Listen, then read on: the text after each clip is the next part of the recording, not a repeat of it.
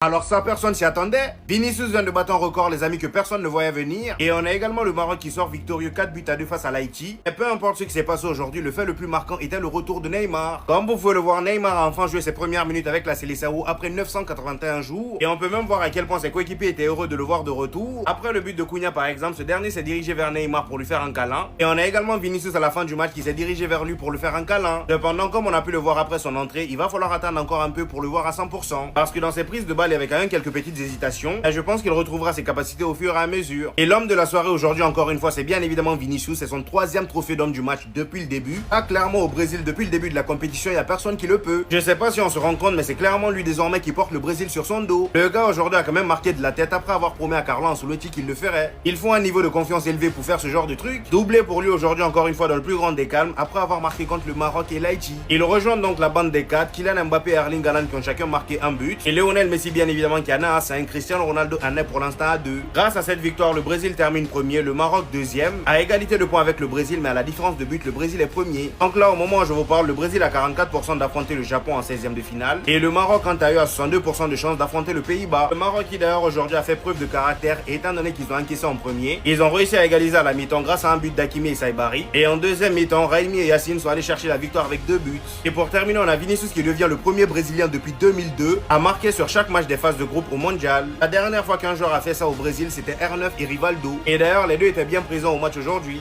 À la base, je voulais parler de Neymar en premier, mais je me le suis interdit. C'est inadmissible de parler d'autre chose que de sa performance.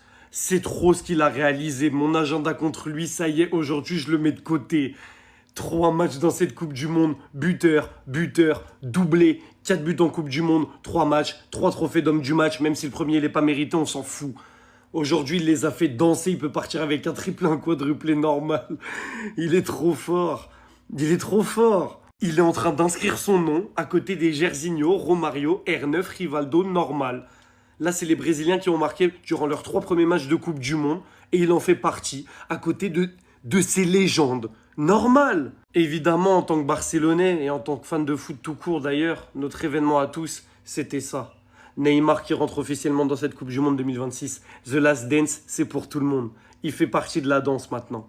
Et aujourd'hui, il aurait pu être décisif. La chance lui a pas souri, mais ça va arriver. Vous inquiétez pas, il va vous choquer. Je dois avouer qu'il y a d'autres Brésiliens qui m'ont choqué aujourd'hui. Parce qu'ils ont fait un énorme match, même si l'Écosse, ils ont été dégueulasses. Matheus Cunha, c'est fort. Dans cette Coupe du Monde, c'est fort. Encore aujourd'hui, il est buteur. Et il fait un bon match. Il est dangereux. Et quand il touche la balle, il apporte quelque chose. Dans le déplacement, dans les choix. Il y a quelque chose chez ce mec. Bref, les amis, le Brésil s'impose tranquillement face à une équipe d'Écosse qui a été surclassée dans tous les compartiments du jeu, même si à un moment, McTominay essayait d'être dangereux. Le mec, j'ai l'impression que ça venait que de lui, surtout des combinaisons avec Tierney, mais ça n'a pas suffi. Quand tu as des Vinicius en face qui sont aussi cliniques, la feinte qui met au gardien sur le premier but, le deuxième but, c'est très très gentil pour l'Écosse de lui avoir refusé. Moi, j'aurais pas sifflé. Le 3e but, il marque de la tête. Aujourd'hui, il était partout. Il passe à rien du tout de mettre un triplé. Donc, c'est trop fort. Le Brésil finit donc premier du groupe grâce à la différence de but. Et je vais pas vous mentir, ils peuvent remercier Vinicius. Le Brésil sans Vinicius, ils font peur à personne. Déjà là, je pense que s'ils tombent contre une vraie équipe, ça va être compliqué parce qu'il y a des compartiments du jeu où tu sens que c'est fébrile. Même si là, ils ont surclassé l'Écosse. Mais si tu leur enlèves Vinicius, c'est cuit. Et même avec Vini, je ne les vois pas aller hyper loin, même si aujourd'hui, ils m'ont régalé. Les gars, voici le classement final du groupe C. Cette nuit, on a eu le Brésil qui a battu l'Écosse 3-0 avec un doublé de Vini et un but de Cunha. Vinicius qui porte enfin le Brésil, c'est ce qu'on attendait depuis. Et là, il est en train de nous montrer que voilà, là c'est le Vini du Real. Il en est déjà à 4 buts plus une passe décisive depuis le début de la Coupe du Monde. Dans tous les matchs, il a été décisif. C'est lui le meilleur joueur du Brésil et ça fait plaisir, enfin. Autre moment important du match, l'entrée de Ney, l'entrée du roi Neymar. Qui, comme à son habitude, a fini en pleurs. Les émotions. Depuis octobre 2023, il n'avait pas joué un match avec le Brésil. Donc forcément, c'était sûr qu'il allait pleurer. Dans l'autre match du groupe, on a eu une victoire 4-2 du Maroc face à Haïti. L'Haïti qui menait 2 fois au score. Ils ont mis le 1-0 et le 2-1. Avec un magnifique but d'Isidore. Mais le Maroc, c'est trop fort. En plus, je fais des rimes. Un but d'Hakimi, but de Saibari. Ah, lui aussi, il va falloir qu'on en parle. But de Raimi et de Yacine. Magnifique. Yacine, il est rentré en jeu, il met son but. Première Coupe du Monde, il doit kiffer. Bref, du coup, Brésil, premier avec 7 points. À la différence de but, ils sont devant le Maroc qui eux aussi ont 7 points. Troisième position, l'Écosse avec 3 points, qui sera peut-être parmi les meilleurs les meilleurs troisièmes, pardon, mais je suis pas sûr. Et Haïti, malheureusement, bon dernier, sac passé. Là, sac passait pas, mais c'est pas grave, Naboulé. Chapeau Haïti, même avec 0 points, on savait que c'était un groupe de la mort, donc il y a aucune honte, de finir avec 0 points dans ce groupe-là. On s'en fout de Neymar, le pouvoir lui appartient plus. Le Brésil est entre les mains de 7 hommes maintenant.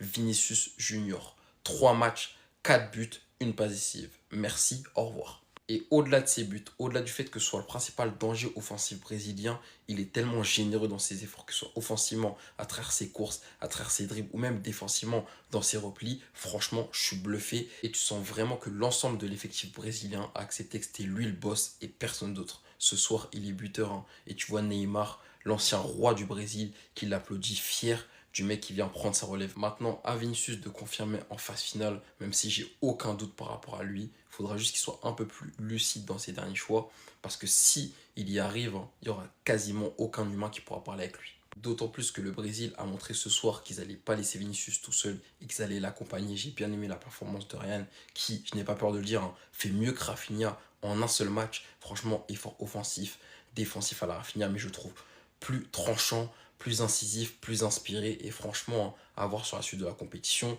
mais ça peut être très très fort. Et oui, quand même, on a été heureux, hein, de revoir Neymar sur le terrain. Après, il m'a l'air lourd sur le terrain, je ne sais pas s'il a le niveau pour être titulaire, mais de toute façon, il va accompagner cette sélection d'une manière ou d'une autre, que ce soit sur le banc ou en tant que super sub. On a senti qu'à partir du moment où il a posé un pied sur le terrain, sans parler de son niveau individuel, le Brésil s'est mis à mieux jouer, parce que, je sais pas, en fait, la présence de cet homme motive la nation entière, même les supporters, ils étaient en folie, et c'est pour ça qu'il a été sélectionné, et je pense que ça va être très utile.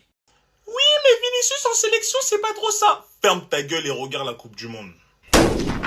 Et d'ailleurs, Florentino Pérez, des bêtises là à dire, je sais pas si on le prolonge ou pas. Prolonge-le vite, parce que sinon c'est moi, je vais venir casser tes lunettes. Fais vite en fait. Parce qu'aujourd'hui, victoire 3-0 face à l'Écosse du Brésil, et on a vu un Vinicius senior. Pourquoi je vous dis qu'aujourd'hui c'est un Vinicius senior? Parce que habituellement les gars, on a l'habitude de connaître un Vinicius qui est dans la percussion, mais aujourd'hui, pas trop de percussion, des appels tranchants, des pressings tranchants, et ça fait but devant les cages. Parce qu'aujourd'hui, on a vu un Vinicius clinique, un Vinicius efficace. Et j'espère que la saison prochaine au Real Madrid, tu seras dans cet état d'esprit. Parce que nous, on t'attend. C'est bien beau de faire ça avec le Brésil, parce que tu as des bouches à faire fermer là-bas. Mais viens aussi le faire ici à la Casablanca. La maison del Grande. La maison des grands joueurs. Oh, Vinicius. Ah, ça m'excite. En fait, rien que de voir ça comme Benzema le dirait, ça m'excite. Mais plus sérieusement, on espère que ça continuera comme ça, parce que les joueurs du Real Madrid, en fait, voilà. J'aime bien les Coupes du Monde que vous êtes en train de produire, les gars. J'aime bien ce que vous êtes en train de faire. J'aime bien niveau statistique, niveau performance. Oui, ça sent déjà une bonne ère pour la saison prochaine. Pabanks, sale! Le Brésil et le Maroc qui sont officiellement qualifiés pour les 16e de finale de cette Coupe du Monde. Personnellement, j'aurais jamais cru que le Brésil allait finir premier, mais plutôt deuxième. Et c'est vraiment pas un cadeau pour les Pays-Bas qui pourraient affronter le Maroc en 16e de finale de Coupe du Monde. Donc il y a déjà un gros qui pourrait sauter, sauf si la Tunisie fait l'exploit face aux Pays-Bas. Pour l'instant, le tableau ressemble à ça. La hype commence à monter de plus en plus. Sachant que du côté du Brésil, ils ont récupéré Neymar et il a l'air en jambes. Vinicius qui s'offre un doublé aujourd'hui, qui empile les buts. Il est déjà à 4 buts, 1 passée durant cette Coupe du Monde. Il s'est régalé des erreurs des Écossais. Ballon récupéré, ça revient sur Vini, dribble le gardien, il a plus qu'à la mettre au fond. Pour moi, ce but de Vini devait être accordé, je ne vois pas où est la faute. Dans l'autre sens, si elle est dans la surface, on pourrait même siffler penalty. Mais bon, ça a été jugé comme une faute de Vinicius. Quand je vois Cunha jouer et qui en plus de ça buteur aujourd'hui, je me demande qu'est-ce qui est passé par la tête d'Ancelotti pour mettre Igor Thiago titulaire lors du premier match face au Maroc. Saïbari devient le premier joueur africain de l'histoire à inscrire 3 buts durant les phases de poule. La course au meilleur buteur s'annonce de plus en plus intéressante. Donc vous les gars, vous en pensez quoi? Ramenez-vous sur Snap, on s'ennuie. 3 matchs, 5 buts. Qui veut communiquer encore avec lui? Qui veut venir parler? 3 matchs, 3 hommes du match. Qui vient parler? En fait, vous voyez cette photo? C'est parce qu'il fait tout sur le terrain. Il a 8 bras sur le terrain. Là, le match, c'est pas Brésil contre Écosse, c'est Vinicius et G. Clampin des Favelas contre l'Écosse. On pensait que Vinicius allait rien faire parce qu'il met pas des buts contre la Bolivie, contre l'Équateur, des matchs à 7h du matin, sous 4000 mètres d'altitude.